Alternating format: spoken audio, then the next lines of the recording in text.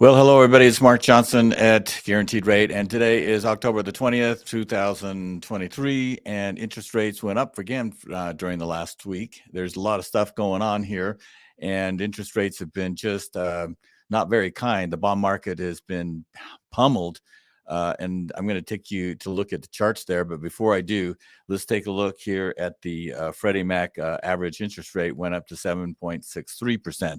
Now, many mortgages are actually being priced out at above 8% right now because the 7.63 does include some discount points.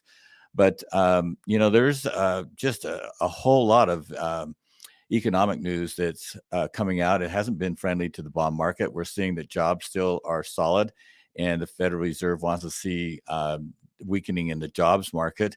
We're seeing the consumer spending is still high. People are still using their credit cards and just going out and buying things that maybe they should wait and hold off on making some of these purchases, and that's causing inflation to stay relatively high, is higher than what the Federal Reserve wants to see before they start to see to lower rates. Now, the big question is like, when do you think interest rates will be lowered? Like, a lot of people are saying, hey, right now interest rates, are keep on going up, but when will the Federal Reserve start lowering rates? Now, I don't think they're going to lower rates, anytime this year.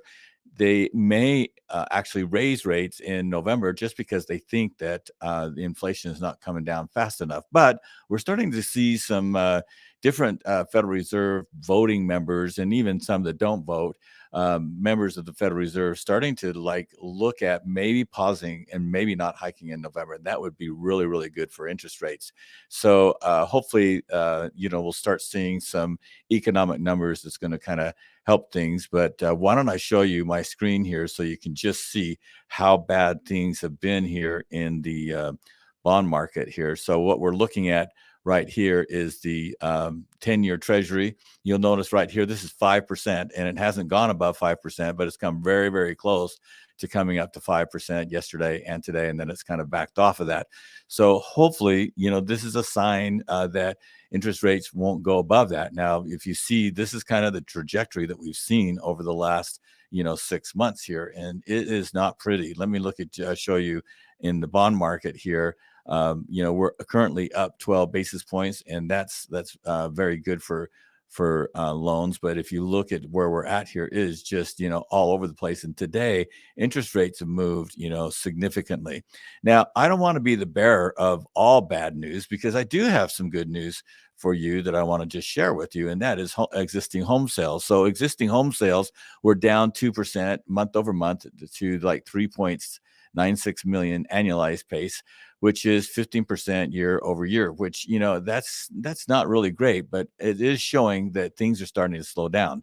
So, first home buyers are still making up 27%.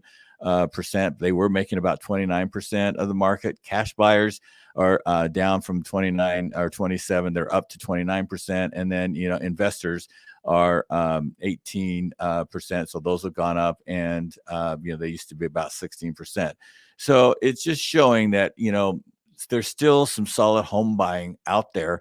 But the problem is as we all know, there's just hardly any homes out there for sale. And until we see interest rates come down, you're going to see that people that are sitting in homes don't want to move up because they've got that great rate at 3%. And then you're going to see that builders are still building, and they're still continuing to build.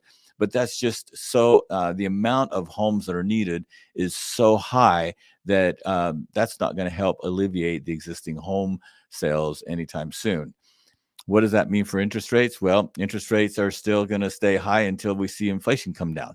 And what does that mean for home prices? Home prices are going to stay really high because there's just not any inventory for the people that want to buy. And then when interest rates do come down and more homes come on the market, you're going to see such a demand, kind of like we saw in 20 and 21, where you're going to start seeing multiple bids. So again, even though interest rates are high, if you're in the market for buying a house today, don't hold off, because your home, the home that you buy today, if you were to buy a home that's like $500,000 today, it will go up during the next year, 2, 3, 4 years. If you wait, you're going to see that the home prices are going to go up, And when interest rates come down, you're going to have a hard time making an offer and getting one accepted, just like what we saw earlier in 2020 and 2021.